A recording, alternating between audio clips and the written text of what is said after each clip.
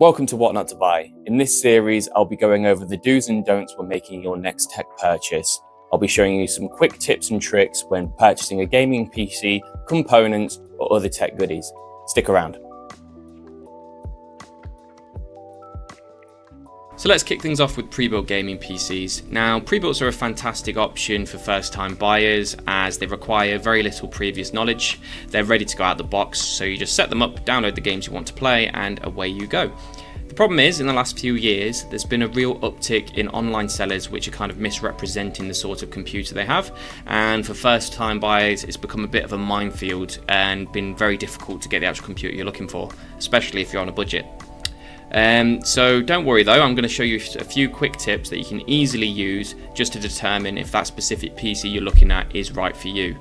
So to start off with, I'm going to put myself in the mindset of a first time buyer.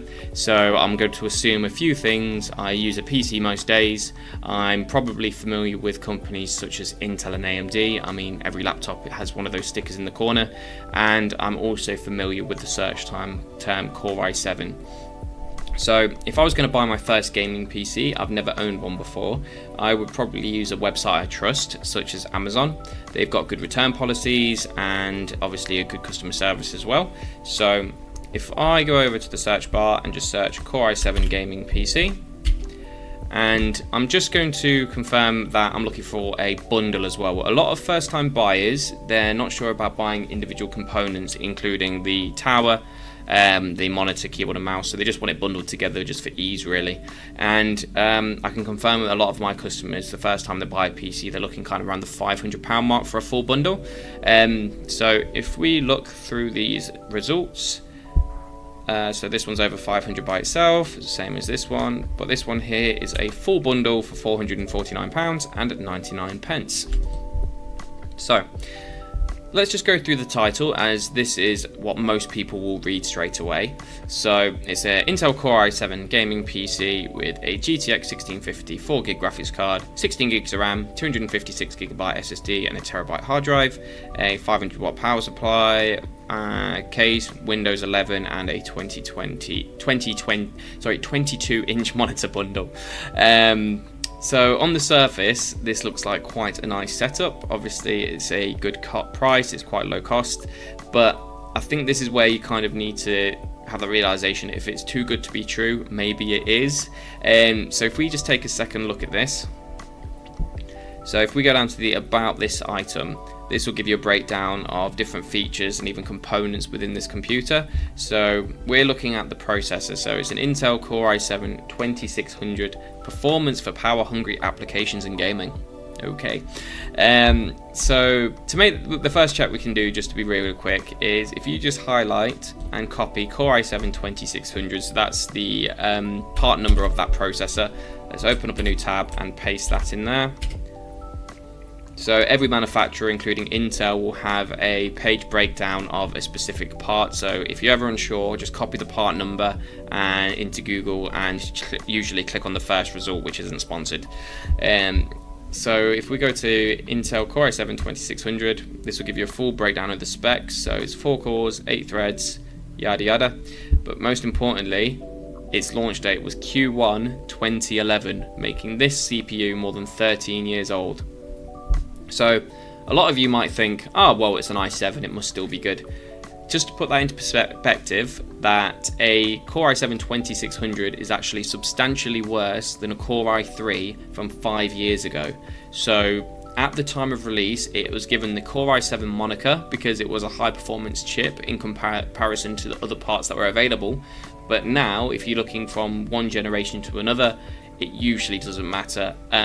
I would say the most important thing is just to do your research and ensure that the component that you're going to use is within the last 5 years at least, if you're building a newer gaming computer. So obviously the performance of the i7 2600 isn't great, but the other issue is that it doesn't have the AVX2 instruction set. So what this means is a lot of newer games require this instruction set and just won't launch at all. So this new gaming PC that you've just bought, yeah, it was a good deal, it is in a bundle, but it's not going to play, it's either going to play newer games badly or it's not going to launch them at all, obviously leading to a disappointing gaming experience to say the least.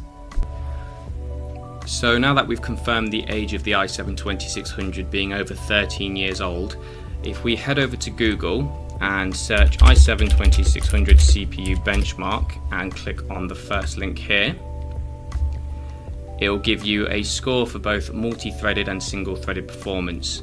I know that might not mean much to you, but if you scroll down and look at this graph here, this compares the i7-2600 to other CPUs. So as you can see, with a score of 5,347, it's more than 3 times slower than a Ryzen 5 3600, which is a lower end and older CPU. It's around 5 years old at this point.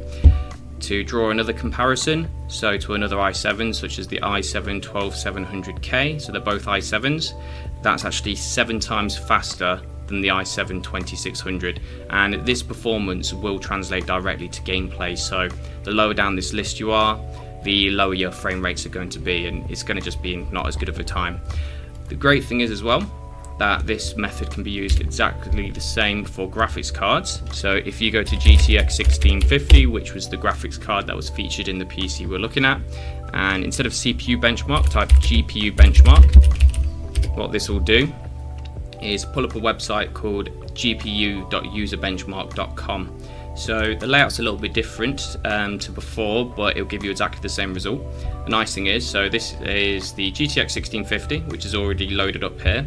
If you go compare alternatives, you can choose any graphics card down here, and it will give you a rough percentage of the difference in performance.